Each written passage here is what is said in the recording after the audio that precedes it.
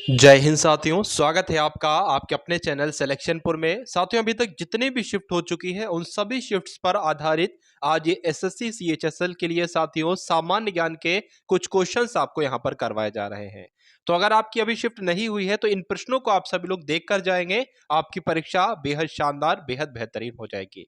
तो साथियों, बहुत ही जल्दी जल्दी आपके सामने से यहाँ पर प्रश्न गुजरेंगे।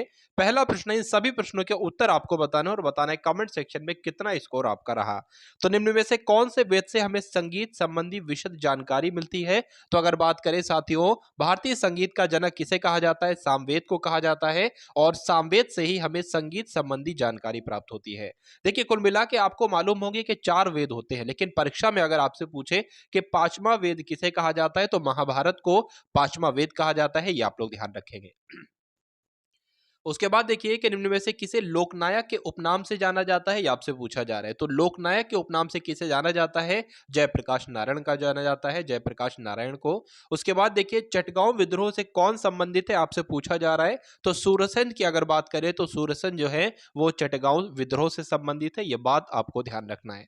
आप सभी लोग साथियों चैनल को सब्सक्राइब करके बेल आइकन पर जरूर क्लिक कर लीजिएगा और कमेंट सेक्शन में बता दीजिएगा आपकी कब परीक्षा है।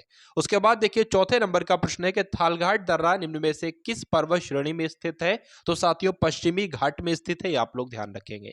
तो थालघाट दर्रा पश्चिमी घाट पहाड़ियों में स्थित है। अगर बात करें, मुंबई कोलकाता रेल मार्ग इस दर्रे से होकर गुजरता है।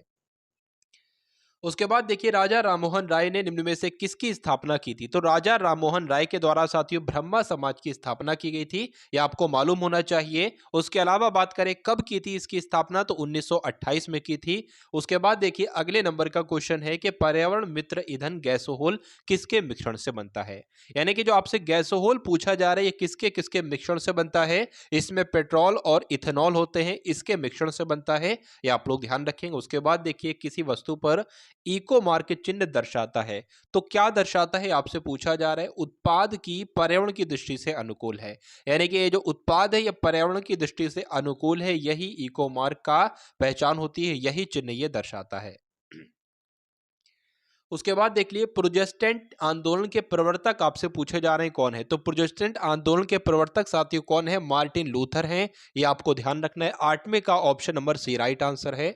उसके बाद देखिए, राष्ट्रीय जलीय जीव क्या है? इनमें से कौन सा राष्ट्रीय जलीय जीव है? तो अगर गंगा की डॉल्फिन की बात करें तो ये क्या है? ये राष्ट्रीय जलीय जीव है। आप लोग ध्यान रखेंगे। चलिए, साथियों, डेली एसएससी सीएचएसएल के लिए आपको यहाँ पर क्लासेस जो है बिल्कुल निशुल्क उपलब्ध कराई जाएंगी। और अगर आप लोग चाहते हो इसके इस क्लास का पीडीएफ आपको मिल जाए तो टेलीग्राम में एक लिंक है, उस लिंक यानी कि जो ग्रुप है वो आपका टेलीग्राम ग्रुप है, उसको ज्वाइन कर लेंगे तो वहां पर साथियों पीडीएफ आपके लिए डाल दी जाएगी। उसके बाद देखिए, पश्चिमी मध्य रेलवे का मुख्यालय कहाँ पर स्थित है? तो जबलपुर में स्थित है। खानवा का युद्ध किन के बीच लड़ा गया था? ये आपसे पूछा जा रहा है। तो खानवा का युद्ध कब लड़ा गया था? 1527 में लड़ा गया था। बाबर और राणा सांगा के बीच लड़ा गया था। ये आपको ध्यान रखना है। तो जो लोग भी यहां पर ऑप्शन नंबर बी के साथ हैं, बिल्कुल करेक्ट आंसर है। उसके बाद देखिए, अगले नंबर का प्रश्न, सती प्रथा का अंत किस गवर्नर जनरल के कार्यकाल में हुआ था? आपसे पूछा जा रहा है। तो सती प्रथा का अंत जो किया था वो विलियम बेंटिक ने किया था। आंसर आपका किसके साथ जाएगा भाई? ऑप्शन नंबर बी के साथ जाएगा। तो सती प्रथा का अंत लॉर्ड विलियम बेंटिक के कार्यकाल में हुआ था। कब हुआ था? तो 1829 में हुआ था। ये आप लोग ध्यान रखेंगे। उसके बाद देखिए कि कौन सा रोग आंखों से संबंधित है? कौन सा रोग आंखों से संबंधित है? ये आपसे साथियों पूछा जा रहा है। तो अगर साथियों बात करते हैं हम मोतियाबिंद की, रतौंधी की, ट्रेकोमा की, तो ये सभी के सभी रोग जो हैं ये आंखों से ही संबंधित होते हैं। ये आपको ध्यान रखना है। और रतौंधी रोग किस विटामिन की कमी से हो जाता है? तो विटामिन ए की कमी से हो जाता है। ये भी आप लोग ध्यान रखेंगे। उसके बाद देखिए कि योजना आयोग के अनुसार ग्रामीण क्षेत्रों में कितनी कैलोरी पोषण प्राप्त ना करने वालों को गरीबी की रेखा से नीचे माना जाता है? 3600 कैलोरी, 2100 कैलोरी, 2400 कैलोरी या 2200 कैलोरी? इस प्रश्न के उत्तर की साथियों अगर बात करें, इस क्विक रिवीजन यानी कि एक छोटी सी वीडियो के माध्यम से कुछ क्वेश्चंस आपको दिए गए और इन क्वेश्चंस के माध्यम से जो सामान्य ज्ञान का रिवीजन है वो साथियों आपने किया। और ये क्वेश्चंस आपकी परीक्षा के लिए तो बहुत ही महत्वपूर्ण है। तो इस क्लास को आप सभी लोग एक बार लाइक अवश्य करके जाएंगे और इस क्लास को एक बार शेयर जरूर करके जाएंगे।